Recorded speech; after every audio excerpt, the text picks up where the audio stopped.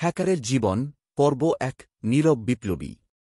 তার নাম আয়ন, বাংলাদেশের এক ছোট শহরের সাধারণ ছেলে। ছোটবেলা থেকেই কম্পিউটার তার কাছে কেবল একটা যন্ত্র ছিল না, ছিল এক ধরনের জাদুর বাক্স। যখন অন্যরা গেম খেলত, সে তখন কোড শেখার চেষ্টা করত। পুরনো হার্ড ডিস্ক খুলে দেখত ভিতরে কি আছে, কিভাবে তথ্য চলে।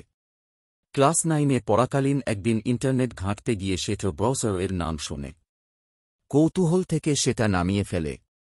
সেখানে জানতে পারে ডার্ক ওয়েব বলে একটা গোপন জগৎ আছে। সেদিন থেকে ওর মাথায় ঘুরপাক খেতে থাকে একটা প্রশ্ন: আমরা যারা চুপচাপ থাকি, তারাও কি বদল আনতে পারি? কিভাবে? হ্যাকারের জন্ম। নিজেই পাইথন, লিনাক্স, মেটাস্প্লয়েট, পর্ট স্যুট শিখে নেয়। কারও সাহায্য লাগে না। হ্যাকারদের ফোরাম ঘাঁটতে ঘাঁটতে বুঝে যায়, জ্ঞানই আসল ক্ষমতা। একদিন সে দেখে বাংলাদেশের একটি সরকারি ওয়েবসাইটে ছোট্ট একটা দুর্বলতা, vulnerability আছে।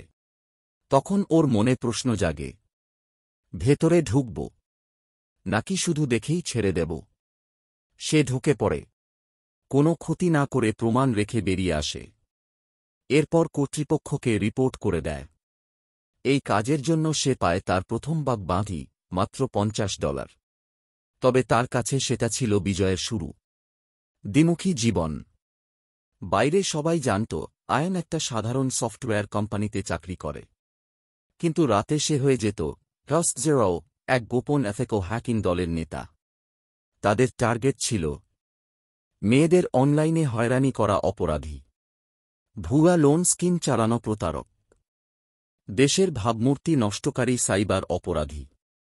আয়ন কখনো কারো গায়ে হাত তোলেনি, কিন্তু তার কোডের এক-একটা লাইনে ধরা পড়েছে ভয়ঙ্কর অপরাধীরা।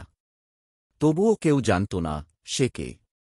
বছর কয়েক পর আজ সে নিজের সাইবার সিকিউরিটি ফার্ম চালায়, যেটা দেশের জন্য কাজ করে। সরকারি ও বেসরকারি প্রতিষ্ঠানগুলোকে ট্রেনিং দেয়, নিরাপত্তা নিশ্চিত করে। তবু মাঝে মাঝে পুরনো ল্যাপটপটা খুলে সে টার্মিনাল চালু করে আর ভাবে, ট্রাস্ট তো আমি না। ট্রাস্ট একটা ভাবনা। ভাবনা এই যে, যত ছোটই হোক না কেন তোমার ভিতরেও লুকিয়ে থাকতে পারে একটা বিপ্লব।